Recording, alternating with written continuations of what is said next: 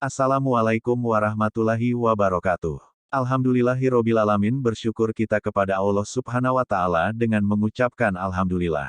Bersalawat kita kepada Baginda Muhammad Rasulullah Shallallahu Alaihi Wasallam dengan mengucapkan Allahumma sholli ala Sayyidina Muhammad wa ala ali Sayyidina Muhammad.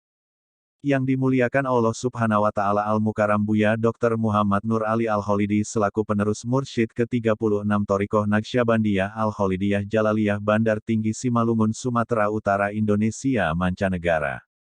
Yang hamba hormati para syekh muda, para khalifah-khalifah, para syarifah dan tuan dan puan jemaah Thariqah Naqsyabandiyah Al-Kholidiyah Jalaliyah serta saudara dan saudari yang disayangi Allah Subhanahu wa Ta'ala.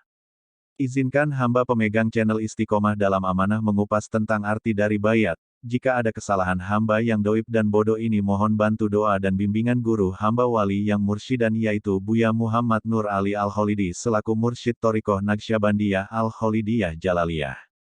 Di dalam ajaran thariqat, terutama thariqat Naqsyabandiyah, ada dikenal dengan istilah bayat dan talqin zikir. Yaitu apabila seseorang berniat ingin memasuki dalam ajaran thariqat, maka haruslah berbaiat dan mengambil talqin zikir kepada seorang syekh yang mursyid. Sebelum kita kupas lebih dalam, mari kita maknai di dalam syariat. Adapun makna secara syariat, bayat adalah perjanjian, pelantikan, peresmian, penobatan, tahbis seorang yang memiliki keseriusan untuk menempuh jalan pengetahuan, makrifat kepada Allah melalui seorang syekh mursyid yang diyakini memiliki hubungan khusus baik secara jasmani maupun ruhani kepada Rasulullah Shallallahu Alaihi Wasallam. Secara etimologi, bayat adalah isim masdar dari bay'a yubay'a bay'atun. Asalnya sama dengan bay'un, transaksi. Makna bayat itu sendiri adalah sumpah setia dengan suatu kepemimpinan, sehingga terjalinlah suatu hubungan yang kuat antara yang memimpin dengan yang dipimpin. Dengan prosesi bayat maka terjalinlah ikatan hukum berupa hak dan kewajiban serta tanggung jawab atas kedua belah pihak. Bayat lebih merupakan pernyataan komitmen spiritual secara formal di depan mursyid untuk menjalani hidup yang benar dan lurus. Bayat dapat menjadi prosesi terapi bagi seorang murid untuk hijrah dari suasana batin yang keruh kelam kepada suasana batin yang baru dan memberikan motivasi berkomitmen untuk menjalani kehidupan yang benar. Makna secara hakikat. Pada hakikatnya proses bayat di dalam ajaran thariqat adalah merupakan sesuatu yang amat sakral, karena dalam proses acara bayat itu seorang syekh mursyid menanamkan cahaya nur zikir yang ada di dalam kolbu mursyid ke dalam kolbu seorang murid, yaitu berupa energi spiritual nur ilahi dari mursyid. Dan diyakini bagi pengamal thariqat bahwa dalam proses acara bayat itu adalah dipersaksikan oleh sekalian para masyaikh ruhaniyah silsilah thariqat, dan juga disaksikan oleh Allah dan para malaikatnya. Cahaya nur zikir yang ditanamkan oleh syekh mursyid ke dalam hati seorang murid itu juga dapat diibaratkan seperti menyambung kabel energi arus listrik dari gardu listrik kepada sebuah rumah baru, sehingga rumah tersebut sudah mempunyai cahaya terang disebabkan kabel listriknya sudah tersambung. Begitulah perumpamaan bayat di dalam ajaran thariqat Naqsyabandiyah, dalam artian agar pertalian sanad silsilahnya dapat bersambung terus hingga sampai kepada Rasulullah Shallallahu Alaihi Wasallam. Sebagaimana sabda Rasulullah, apa-apa yang ditumpahkan Jibril ke dalam dadaku maka kutumpahkan ke dalam dada Abu Bakar. Dan dari Abu Bakar itu turun kepada Sayyidina Salman Al-Farisi dan paripadanya diturunkan pula kepada Sayyidina Qasim bin Muhammad dan terus turun silsilahnya sampai kepada syekh mursyid yang mentalkinkan zikir itu. Berbaiat untuk berlaku taat kepada syekh adalah merupakan perintah syariah dan sunnah Rasulullah Shallallahu Alaihi Wasallam, meskipun seseorang itu telah beriman terlebih dahulu. Karena bayat merupakan pembaharu janji setia serta penguat jalinan kepercayaan beragama. Tentang hak dan kewajiban seorang murid yang telah berbaiat. Setelah selesai acara talqin dan bayat maka telah terjalinlah suatu ikatan batin yang kuat antara seorang syekh dengan muridnya itu dan masing-masing memiliki hak dan kewajiban. Hak dan kewajiban mursyid. Hak mursyid adalah untuk ditaati sepenuhnya oleh murid, dan kewajiban seorang syekh mursyid adalah membimbing secara zahir dan batin kepada para pengikutnya untuk tetap istiqomah dalam amanah kepada jalan yang lurus. Jalan yang lurus adalah merupakan anugerah yang besar yang hanya dibawa oleh orang-orang pilihannya. Anugerah Allah kepada manusia pilihan Allah tersebut adalah para nabi dan rasulnya, juga di dalamnya adalah ulama, pewaris nabi yang melanjutkan tongkat estafet kepemimpinan selanjutnya. Hak dan kewajiban murid. Hak murid adalah untuk dipimpin, dibimbing, diberi petunjuk kepada jalan yang lurus. Posisi Syekh Mursyid adalah sebagai konsultan yang menampung persoalan atau problematika dari para muridnya, dan murid mempunyai hak untuk bertanya terhadap semua persoalan yang belum tidak mampu dipecahkannya. Kewajiban murid adalah samina wa atona, mendengar dan mematuhi, tidak ada pilihan melainkan bersikap taat dan turut perintah. Hal ini disebabkan karena telah terbangun keimanannya kepada mursyid yang telah dipilih Allah dan diyakini mendapatkan mandat ilahiyah yang membawa kebijakan Allah Subhanahu wa Ta'ala. Modal itulah yang melandasi sikap samina wa atona. Sikap ini bukan taklid yang dilakukan tanpa dilandasi ilmu pengetahuan, tapi didasarkan atas kesadaran dan keimanan. Pengabdian seorang utusan Allah baik dari kalangan nabi atau ulama penerusnya adalah sebagai pendidik, mualim, bagi umatnya.